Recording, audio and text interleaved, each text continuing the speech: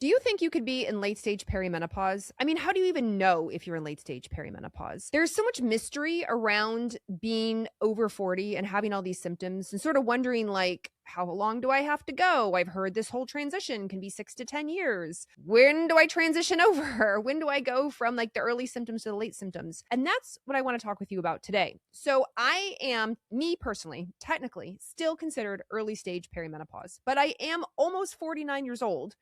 And this can't last forever. This will not last forever. I will have to cross over into the definition of late stage, and eventually I will become fully postmenopausal. When we classify early and late stage, just as a little refresher, early stage is when your cycle is changed by 7 days. And they make these decisions based on research on how to classify a woman who's in a research program. So if you've got 7 days change in your cycle. You used to be a 28-day girl. Now you're a 21-day girl. That's 7 days. Well, late stage is when you've switched by about 60 days. Like you haven't had a period for 60 or more days. So a lot of women will say things like, oh, I'm starting to skip my period. I'm starting to go longer. I haven't had a period in 4 months. Like I was regular and now I'm skipping. Of course, you can backtrack and get your period like twice in a month. I don't know who thought that was fair or fun, but that is totally a possibility. You could bleed for 2 weeks straight and then suddenly skip 2 or 3 months. Again, because the brain is trying to talk to your follicles, but you're running out of follicles. This is why you go from just starting to skip your cycle a little bit. You're a few days off, and then eventually you just start skipping altogether. So first I'm going to talk about labs, and then I'm going to talk about the 7 symptoms to watch out for that may indicate, hey, other than your period, although that's number 1, what else is considered late stage perimenopause? First, is there a lab to determine this? Well, not really. There's no lab to determine perimenopause. There's a lab called FSH, follicle stimulating hormone, and once it gets high into the double digits, then we're like, oh, you are menopausal or getting close. But depending on the lab, the cutoff might be 25 or 28 or 30. So if your FSH is over 30, then you're considered menopausal. However, in perimenopause, you may get an FSH run in blood work, or you do a urine test and your FSH is 10, 15, 20. So you're not quite there yet, but you're getting there. Basically, FSH is an indicator of how loud does your brain have to yell down to your ovaries to do the thing. And if it has to yell pretty loud, then FSH starts to go up, and that's why. But estrogen and progesterone and testosterone, they definitely start to change in late stage perimenopause. You may notice, assuming you're not on any hormone therapy, your estradiol, your main estrogen, may really drop down more often than it's up. So you may get a blood test or any other kind of test, a urine test, and you're like, my estradiol is down in the postmenopausal range. Well, yeah, you haven't had a period. Like you've had nothing going on for a couple months in some cases. You may see your progesterone's quite low. Testosterone is not so cycle related. So your testosterone might really start dropping, or depending on who you are and your level of testosterone, it may not drop yet. So really it's estrogen and progesterone that we do tend to see. Now, some women definitely, of course, go on hormone therapy somewhere in their perimenopausal transition, and because they're having symptoms. And so once you go on therapy, then we're looking to see if your levels of estrogen and progesterone therapy is helping, along with, are your symptoms getting better? But if you're not on any hormone and you are just like, let me get some blood work here, let me see what's going on, those 3 markers, FSH, estradiol, and progesterone, are kind of what we look at to side-eye you and be like, where might you be in this whole transition? But let me walk you through the 7 symptoms that really get amplified once you start going longer without a period.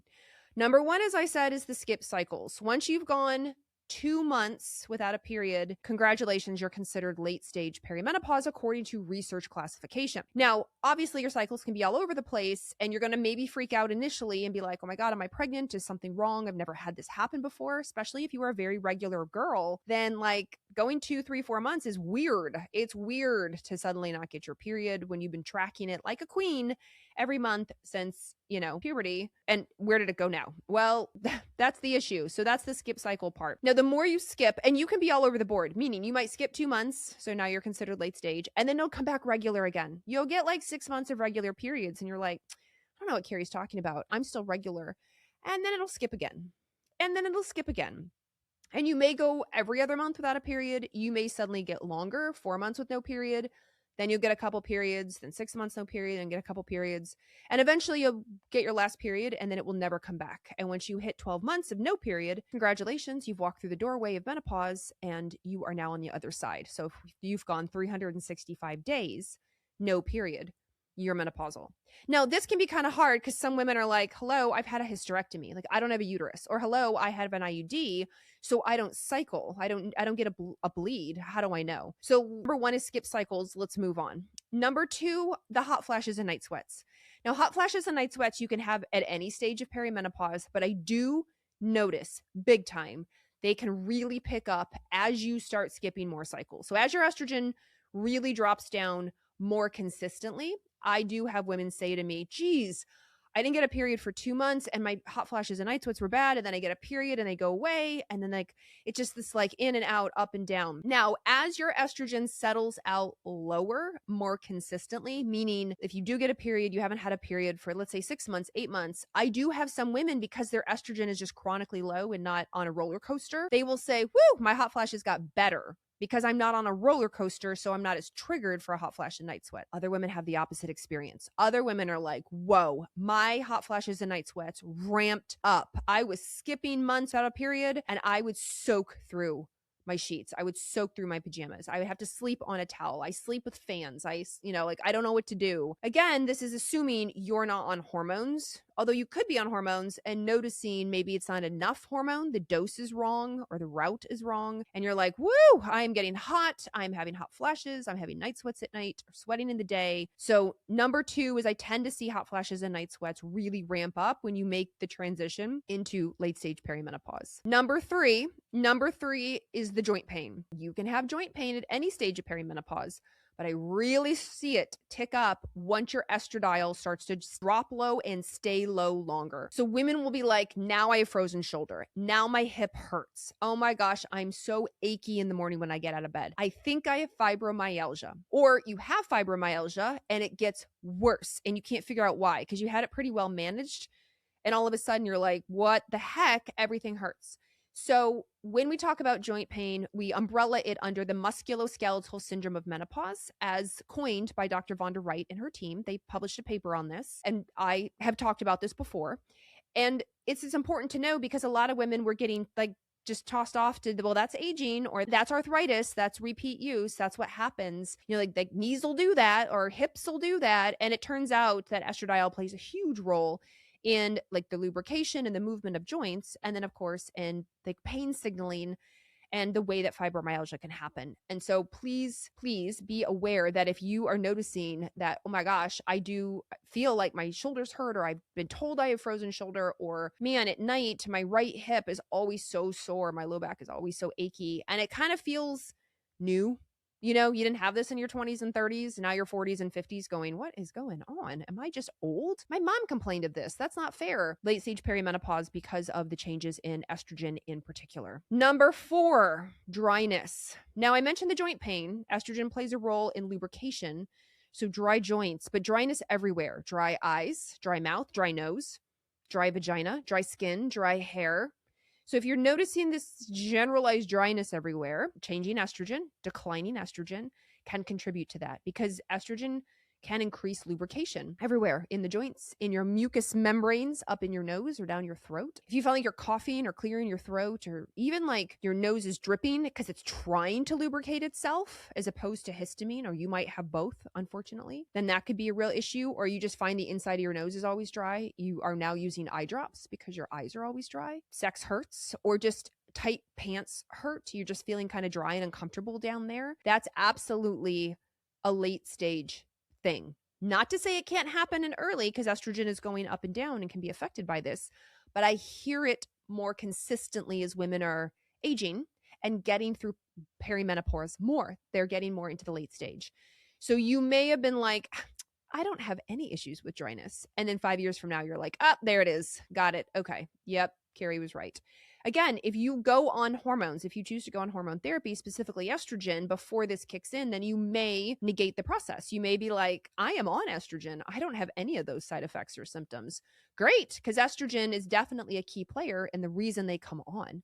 And you're taking estrogen, so you are going to help reduce if not completely eliminate, any of the side effects or symptoms. Okay, number 5, urinary tract infections. This one I don't tend to see early in perimenopause. I definitely tend to see this more later in perimenopause, again, because of that changing estrogen. The declining estrogen changes the microbiome down in the entire vulvovaginal area, but it can also change the microbiome in your bladder, in the urethra going up into your bladder. So if you are skipping your period and all of a sudden you get a urinary tract infection, you haven't had a urinary tract infection in decades, or that's not your thing, you don't get urinary tract infections, this is new, then potentially it could be from, obviously something could have happened, something can get introduced, some bacteria got up there. But if you have it, get it again, and you get it again, and you get it again, you're like, what the heck? Definitely estrogen around the urethra, the area down there where the urine comes out, may need to be addressed. It may be too dry. The microbiome may be shifting, and therefore what's climbing up inside into the bladder is then going to be causing a lot of irritation. Now, the microbiome can change in the vagina too. So even though I said urinary tract infection, I absolutely have women that go, I'm getting yeast infections. I'm getting BV out of nowhere, or I'm getting like vaginal weirdness. So it's not an infection. You go to the OBGYN, you go to your GP, you get swabbed, and they're like, nope, it's all normal. Like, I don't understand. You don't have any kind of infection in there. But you're like, it's kind of uncomfortable. It's kind of itchy. It's kind of like, it's just off, right? We all know when it's off down there. That change in estrogen for some susceptible women really impacts the vaginal area, the bladder, the urethra, like everything. So do be aware that some low-dose vaginal estradiol, maybe even some DHEA and testosterone, can be super helpful in that area. Don't suffer with infections, please. Don't keep going to the doctor over and over and over, getting swabbed, doing tests, trying to figure out if it's an infection. And if it's not every single time, think hormones. Think hormones and be like, my tissue is really changing down there. I need to address the hormones. All right, number 6, worse brain fog. Now, this gets a little interesting because one of my very first symptoms, mine, of perimenopause was a brain fart. I had a great idea, went to open a tab on this very computer, and by the time I reached my finger over to open the tab with my mouse, it was gone. And I remember the feeling of it was a great idea, but I couldn't remember what the great idea was. And I just started laughing, and I was like, oh, here it comes. And I find this brain farts where you just like skip on a name, or you can't quite remember the word. Or I saw this hilarious social media video the other day of a woman who was trying to describe a fork, and she was calling it a spoon with fingers. She's like, it has like 3 fingers on it, like a spoon with fingers, a spoon with slots. What's that called? And she couldn't think of the name fork. And I was like, yes, you don't have dementia. You know what the word is. You're an intelligent person, but you get these brain farts. Like you just glitch. You glitch on a word. Well, as you lose estrogen longer, if you aren't on estrogen or choose not to go on estrogen, some women notice that it's brain fog. Like they really literally think they're thinking through quicksand or thinking through honey. It's just slow moving and their brain tired. Thinking too much is too hard. They're mentally exhausted very quickly. That like trying to process things, to read things, to organize things, normally in your heyday, not a problem. You were a type A person who could handle anything. And now it just doesn't come as easy, as sharp. It's harder. It hurts. You're tired. You're just like, I just feel like I'm in a haze all the time. That's what I hear in late stage perimenopause. I can't remember my neighbor's name is one thing. I hear that more in the beginning. Versus I feel like my brain is in honey, or there's a fog over it. Please lift the veil. That tends to happen later in late stage perimenopause. So if you're like, oh my gosh, yes, that's me. And I remember one of my good girlfriends said to me, she kept saying it. We were way younger. In our early 40s, she is 50, but went through menopause younger than me. And so she kept saying, I just have this fog. I have this veil over my brain and I can't lift it. And until she went on estrogen, she had a great lifestyle, exercised, hydrates, great life, sleep as a priority. Like nothing stood out to me with her. I was like, oh, it's this over here or that over there. I see why you have brain fog. Until she went on estrogen, she was like immediately, she was it's like the curtain on the theater went up.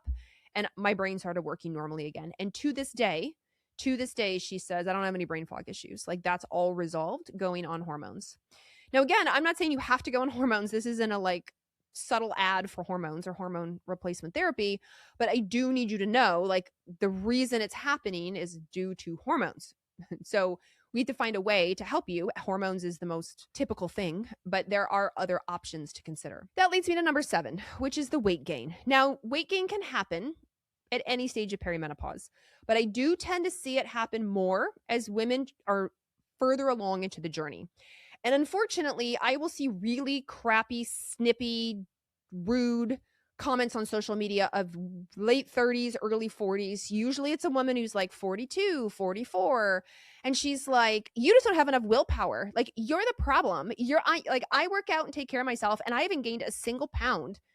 And then I, find out that she's barely into perimenopause, and good on her. I hope it lasts forever. I hope she doesn't gain a single pound. But when I talk to women who are way further into perimenopause, if not early menopause, they're like, yeah, girl, that's when it happened. It didn't happen for me in the beginning. It happened to me way more towards the end. Again, hormones play a big role in everything from craving to where we deposit our fat to our inflammatory type of fat called visceral fat, how our body processes something called fatty acids. So our hormones play a big role in every aspect of fat gain. Now, does every woman gain weight? No. But something like 70 or 80% of women will notice either a shift in how their body looks. They change shapes. So they will say, well, I haven't gained weight on the scale, but my pants are tighter. I feel more apple-shaped as opposed to pear-shaped. Or they will say, yeah, I'm gaining weight on the scale, like full blown. I put on 20 pounds. I put on 30 pounds. I don't understand. I haven't changed anything. I still exercise. I work out regularly. I eat healthy. I eat enough protein. I go to bed. I mean, sometimes women don't, right? Sometimes women are still drinking, smoking, straight West Coastin'. And I'm like, well, that's not going to help you lose weight. You are probably thinking to yourself, I am disciplined. I don't know why I'm not losing weight. And it's usually in that later perimenopause stage when estrogen is lower, longer, more consistently, that this all snowballs into a lot of weight gain. Now, again, not everybody gains weight, but if you have noticed, like, dang it, I have put on 20 pounds and I don't know why, then this is a big cause. It's not the only cause. It's not the only cause of weight gain, but it is a big contributor to weight gain. And I tend to see it later. And that's why those are the 7. And that's why I want to bring these up, because it's not that you can't have these at any stage of perimenopause. You could totally have had these in the beginning. It's just more likely. What are we more likely to see the further along you go? Maybe you've had a couple hot flashes in your late 30s, early 40s, but you were like, not a big deal. Like, what are people complaining about? And then as you got older, then you were like, oh, this is what they're complaining about. Oh, okay. Oh my gosh, I just soaked through my pajamas. Like, I get it now. This is a lot. Or maybe you're somebody who's like, I mean, I had some dry, itchy ears, early perimenopause, Carrie. It's not that bad. And then you move along and you're like, oh my gosh, my vagina is like the Sahara Desert. Put all sorts of lotions and creams and potions up there to help moisturize it. My eyes, I want to just scratch out because they're so dry, or the inside of my nose is so dry. So you can see it impacts every woman differently. I'm not saying you're going to get all 7 of these things. You may get one of these things. You may get a couple of these things. You may have gotten some of these things younger and they're gone. Like, you check that box, you've already done it. And then others of these things come on later. Maybe you have all 7 of these. I don't know. But I do want you to know, like, what I tend to see with late perimenopause. And the classical definition, again, according to research, is, have you skipped 60 days of your period? At least 60 days. You may skip more. You may be at 4, 5, 6, 7, 8, 9 months. But once you do that first, like, ooh, I haven't had a period in 2 months, congratulations. You are considered late stage perimenopause. Now, I know this is crazy. I know this is confusing. I know it's not fair. I don't know who designed perimenopause. I personally would like a word, but I am going through it with you. So I am here to help.